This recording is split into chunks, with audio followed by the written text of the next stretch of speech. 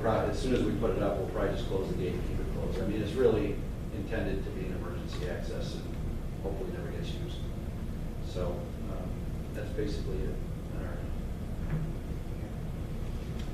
end. Any comments from the board? Jeff, a couple questions. The screening on the chain link fence is not going to be directly on the property line of chain link fence. It's going to be off the property lines. Correct. It'll be within our property, but our intention is to kind of wind it around the trees in this area. There's actually, I believe it's this lot right here, already has a chain link fence on the back of their lot, and there's another one along this line too that has a chain link. So we'll just run right next to them with ours. Ours is going to be a colored, either black or green. But yeah, the intention is to kind of wind it through the trees here, and the same thing up in here. Everything else, like I said, along the rest of this perimeter will all be running. You'll also recall from the work study session, we were asking that with various flower lines, which are pretty aggressive, and they're not going to fall off in the fall. We're going to have more problems trimming them when they're keeping the growth. Identify 3 different varieties that are sufficient for this agricultural zone. All 3 of them pretty much thrive. We had photos of them, when we showed you we're at the work study session. We had photos of 3 different varieties that were in space along that area. And then status on the gate for the emergency access point. You know, we've been talking about this and the revenue minutes. I don't know where we stand on that. Well, if the back gate, so Both gates. So if emergency access is Right. needed, have we come to some sort of resolution, or is there a time frame we will have a resolution? yeah, and actually, for us, the gate will probably not even be closed for the first year at least, while the initial homes are being built, until there's actually a resident in there. It's our intention to leave the gates open to allow people to drive in for marketability and things like that. So we are going to continue to work with police and fire to come up with a system that works for them, that works for us, garbage pickup, tree trimming, whatever, all of that stuff. So we'll have it figured out to where it's a satisfactory system to the emergency services. Mr. President, I'll ask you, I know this is our first gated community in St. John. How do we handle something like that if this resolution isn't resolved through this process? Is there any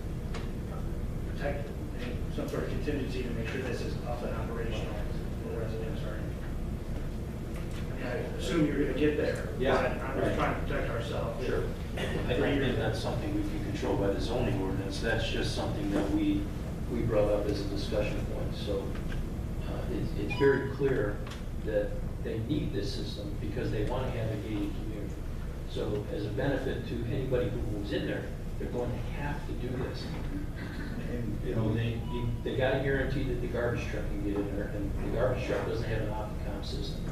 So they're going to have a system to get the garbage truck in. They're going to have that same availability to FedEx, as an example. Public Works will probably have some other type of access like the garbage trucks, because they don't have Opticom either. But school buses, et cetera, all those will have, there's probably going to be 2 or 3 systems to access. There'll be a keypad for sure, and also possibly a reader, so both, at least that. And then whatever the new version of the Opticom is, we talked about that, you were looking at that as an option. Yeah. That way the police and fire could get in there with no hesitation. Yeah. The other units don't need that immediate, get right through the gate. You know, they need access, you know, Public Works needs to get in there if there's a water main break or something. But it's very clear that they are going to have to do this to serve the people that move into their subdivision. When I read the manifest, I know you said you didn't have an Opticom system in your. Yeah, I was just going to bring that up because Mr. Mudick said he would address that, because there are some cars that don't have the Opticom on them in the police department. Yeah, that's, we'd have to give you a code. Either that or like a transmitter or something, yeah. Sure. And I know you'll address it, I just want to make sure we're making this a task order. As far as us being able to enforce something like that, I don't believe we have that. Can we make it, Can we put You can a make it as a contingency to. that they do not get occupancy until, or they will have that ready by occupancy before they start? well, I don't know about a secondary plat approval stage, because you're still not gonna be closing the front gate at that point, so it's it's not gonna even be necessary at that point. For quite a while, right? Yeah, it's, yeah, I suppose you could make it upon the first occupancy of any home in the subdivision, but even, We'll at least have it functional. I don't know if we'll even be closing it at that point, but we'll make sure it's functional at that point. We've got a year. Can we put a contingent on that?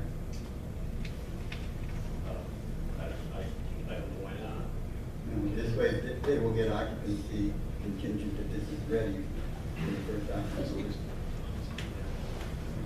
Especially since, developers need representation if they're going to do this. Yeah. You know, we're both working together on it. It's in everybody's best interest to do it. certain, yeah, at that point. And they've obviously already agreed with that. Yeah. I have a concern about something you just mentioned, another detail. You just mentioned that the front gate would be open for the first year. Sounds great, makes sense. If the back gate is not closed, it's going to be a pretty neat shortcut, and people are going to be tearing up Knickerbocker. That's So, gonna be closed immediately. yeah, I just want to be sure that it is absolutely going to be Yeah. closed before it's paid. Yeah, we actually, the back gate is actually a double gate. There's one at the bottom and one at the top, so they will both be closed, so it doesn't become any kind of a parking area or anything like that. So, Okay, good. Yeah, very good. Any other questions? So the only two things that we have discussed are the increasing the easement for lot, I think there's side yard setback. 22. Rear yard setback. Well, no, that's Last- it's last an easement. easement. Wait. It's an easement back there, is it not? It's an easement now, but what we're looking for is a side yard setback. I think we'll label it as an 18-foot side yard setback, Okay. or setback. I don't even want to call it side yard, 'cause it could be rear yard. We'll just call it an 18-foot setback. And that's on lot 22. Correct. Right. And then the contingency that the developer must install the gate system To the to allow satisfaction. to the satisfaction. Right now, we have like, Kenneth wanted about the outliers for C2 and D, and I think should that be despite the fact that these need to be addressed? We got to split without the line.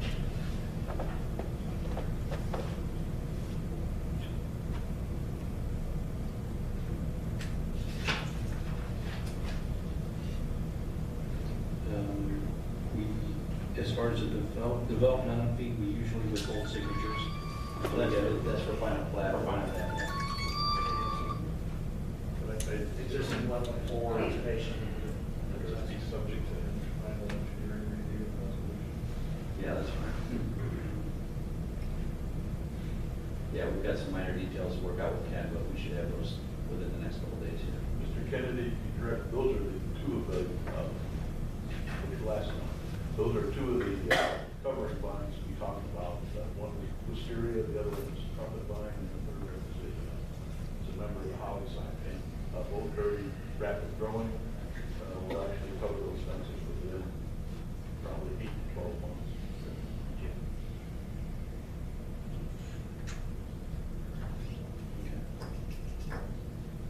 Given all that, is there a motion regarding preliminary plat for comment? I move that we grant Continental primary plat approval of 55 acres of land on the north side of 93rd Avenue. And they have the contingency that they will have the gate system ready by the first occupancy, and that they have an 18-foot setback on lot 22. Everyone understand the motion? We also had engineering review. Yeah. Items 2 and 4 for the engineering review. Excuse me, what was that? It was hard to hear from back here. There's a letter from Mr. Kraus. It says, "We have completed our review and find that certified plans, we find the certified plans to be satisfactory with one exception. The drainage plan for outlots C2 and D need further investigation to develop a plan that conserves the existing wetlands, does not exceed the downstream drainage system, and still meets the requirements of the town. Several ideas have already been discussed as possible solutions, and I believe you just had a discussion before this meeting. Yeah. Right. Yeah, So yeah, we'll be able to this, solve that in the next couple days. it's basically a technical Yeah. item that Ken would, once Ken says, okay, we're not gonna argue with it. It will be solved by secondary pipelines, which. Oh, Yeah. Okay. And then the other item is the stormwater plan has not been reviewed yet, and that generally we can take care of by secondary plan. So if you want to add the contingency that the developer discusses the drainage system for the wetlands to the list. C2, C2, outlot C2 and D. Or it could just be written that Ken approved on. Yeah. Pursuant to- Contingent upon Ken's review. Yes, it's technical, yeah, that's all it needs to say. So you're gonna add item 2 to your Add item 2 to motion? the motion. This, I don't know who was asking the question, but do you understand what we're discussing? Somebody out there was asking. Standing side with her. Okay. No, it was hard to hear from back here. Oh. That's the idea. The town engineer needs to review the water drainage through the wetland system. And once he approves it, which it's his job anyways, the board will accept his opinion. It's just a technical issue with water drainage. Okay. All right, everybody understand the motion? Yes. Is there a second to that motion? Second by Mr. Georgiou. All in favor signify by saying aye. Aye. Aye. Those opposed? Motion carries. Thank you.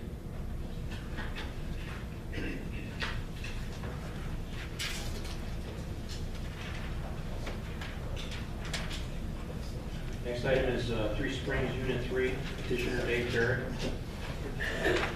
Petitioner is seeking the rezoning of a portion of this phase from R2 to R3. Lots 27 through 32 are currently zoned R2.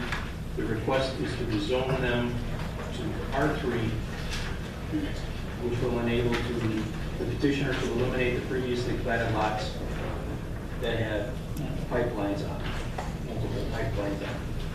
And Mr. President, this item is ready for public hearing as well. The petitioner has completed all the necessary tasks for this to go to public hearing. Thank you. Mr. Reddick. Good evening. Doug Reddick with DVG, representing Three Springs Development. Dave Barrett, who is present tonight as well. Obviously, Three Springs Phase 3 has been before you for months for the different approvals we've been through. So we've been granted primary approval on all of Phase 3. There was some discussion regarding the street along the south side of the project. The plan that was approved was discussed over many months. And what we had done is the original location of the road was, the center of the road was this line right here. And then we had lots on both sides. What we want to do tonight, or suggesting we do, is rezone this portion that's shaded in, move the road to the, I'm sorry, I said that wrong. The original location was this line right here. We want to move the road up to here. And instead of having lots on both sides, like we had previously presented and approved, we want to move the road and then only have lots on one side of the road. And what that does is it eliminates all the easements. We have 3 large pipelines that run through here, 3 large easements. We have a tower line back here. We have a fiber optic line back here. So while we met the ordinances, the lots were not as buildable as a lot of people wanted to see. So we're coming back to see if you would rather us rezone this portion to R3. Right now, the north part, this little sliver here, is currently zoned R1, because that was and this was the original center line of the road. And the southerly portion is currently zoned R2. So So what we wish to do is rezone all of this to R3 and then build 6 duplexes here instead of houses on both sides. We've actually reduced the density by 2 units, so we'll have a few less units in here with this plan.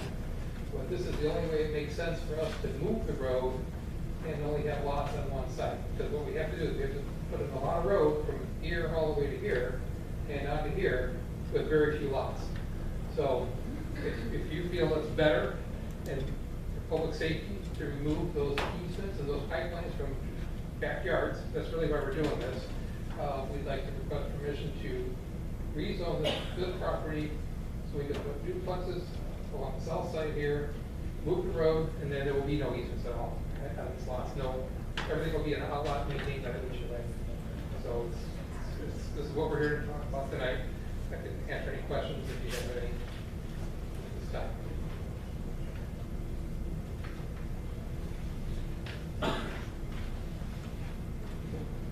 And just for the record, lots 21 through 26 are currently zoned R3. 1 through 26 are currently zoned R3, that's correct. This will be consistent with those. So we have a lot of R1 lots, we have a lot of R2 lots already, we have R3 lots. So we really have a mix of R1, R2, and R3. We're really not deviating from that. We're just simply taking lots on both sides of the street, combining them into one. And in I doing know. so, we actually lost Concerned about them one building over buildable. pipelines. So our density is not very good by 2 units. Any questions for the petitioner before I open the public forum? They build over pipelines, that's correct. And one question, again, the original subdivision precedes my time, I wasn't generally aware of it, but isn't that the original subdivision always been a mix of R1, R2, and R3? Phase 1 and phase 2, correct. There's a mix of everything. R1, R2, R3.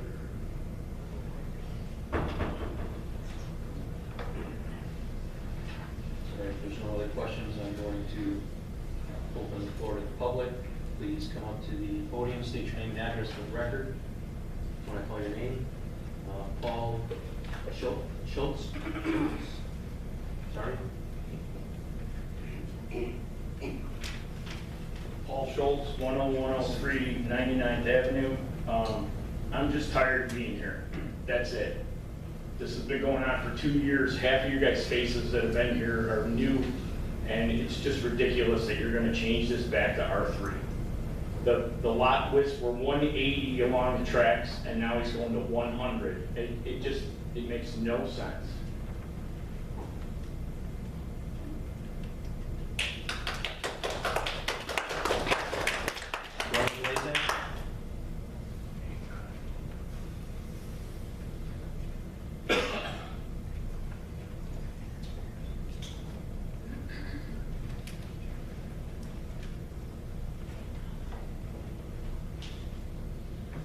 Brian Blazak, 9299 Franklin Drive. We've been down this road with this development a few times in the last 2 years. A few months ago, 4 members of this commission approved building several R1 homes 15 feet from a 42-inch gas pipeline from the back of proposed homes.